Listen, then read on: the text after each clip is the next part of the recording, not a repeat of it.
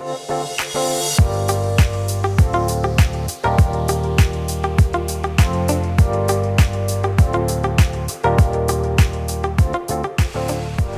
guys, Hillary here with Waterlogged on behalf of saltwateraquarium.com. Now this video is going to be all about my top 3 favorite aquariums in Southern California. I don't know about you, but when I like to travel, I always try and make some time to check out one of the local aquariums, which is how I've got this list here for you today. So I've got a really small one, a local one in Santa Monica, I've got one in Long Beach, and I've got one down in San Diego. So let's go check out these 3 aquariums. Okay, now our first aquarium is the Heal the Bay Aquarium in Santa Monica, California. Just like the name suggests, this is actually located in Santa Monica underneath the base of the pier. It's really easy to miss, so now is your sign to go check it out if you haven't seen it in the past. This is the smallest aquarium on my list, but that's okay because it's really cool. It has a lot of exhibits that feature local native species and things that you can find right off the pier, just like these leopard sharks and even some beautiful moray eels. For a small aquarium, it does have some amazing exhibits, and even though it is small, it does have a touch tank, so if you've never got to experience kelp, this is a chance that you can do that. Something else you can experience in their touch tank is abalone. A lot of times we might see them from the top of their shell as opposed to the underneath, and I actually got to feed some and watch them eat.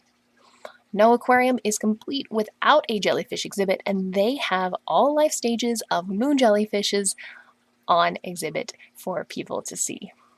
Now, during the pandemic, they spent a lot of time doing renovations, and this is one of the cool displays that they have that they changed. So this is where their swell sharks are at, and you can actually access this touch tank from inside the aquarium or outside along the boardwalk of the aquarium. Another project they're working on is an aquaponic setup where you use the waste that's produced by the fish to create nutrients that help to feed and allow the plants to grow. Now, I've got to say these systems are really cool, but my favorite thing about this aquarium is their sand crab exhibit. This isn't a good video, but I've seen them before where all of the sand crabs are out feeding in the current, and it's incredible to watch. Okay.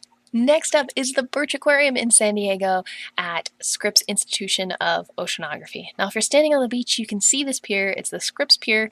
You can tell they got a lot of boats on there, and there's also a lot of data recording instruments out on the end. But something else they use the pier for is that is where they bring the water in for the aquarium. As you might have guessed, since they're using that cold Pacific water, they're going to have a lot of species that thrive in the cold water, like this crab and my favorite little lump suckerfish. Now, those aren't the only species they have. Their collections are fairly vast, including some of these moray eels. But if you have been to La Jolla, you may have visited some of their tide pools in the past. They're pretty well known for them, and that is what the touch tank is at Birch Aquarium. You can see some of the species you might find in a tide pool, like their state fish, the Garibaldi. Now, I mentioned that this is associated with Scripps Institution of Oceanography, and they have an exhibit that talks about the research vessels that they use for the research, like the Sally Ride. That being said, my favorite part of the aquarium has to have been the oddities exhibit. A lot of places that you go will have part of their collections on display, on exhibit, and usually they're just not that exciting. To me, it seems like a bunch of dead things in jars. But as a nod to the San Diego Comic-Con, they categorized all of their different collections, species they have on exhibit, and then they gave them superpowers, kind of to make it a little bit more relatable to people that would just walk past it. So you have species that also have a collection, and then the superpowers they might have that you might miss. I'd love seeing species like this barrel eye fish that is a deep sea species. I've seen photos of them online, but never actually seen a specimen in person. Now, if you know anything about Birch Aquarium, you know that they're known for their sea dragons and their seahorses. So make sure to check out their leafy sea dragons before you head out. Okay, now our last aquarium has us moving north up the coast to Aquarium of the Pacific in Long Beach, California. I've heard some people call this the Long Beach Aquarium. Whatever you call it, you are bound to have a good time. Now, they have a variety of different exhibits like this kelp forest. They have interactive feeding presentations, and of course, tons of charismatic megafauna like sea otters, lots of sharks, and different stingrays, sea lions, and even penguins if that's something that you're interested in. See, they do captive breeding projects like Utaka here, and of course, there's lots of beautiful jellies on display.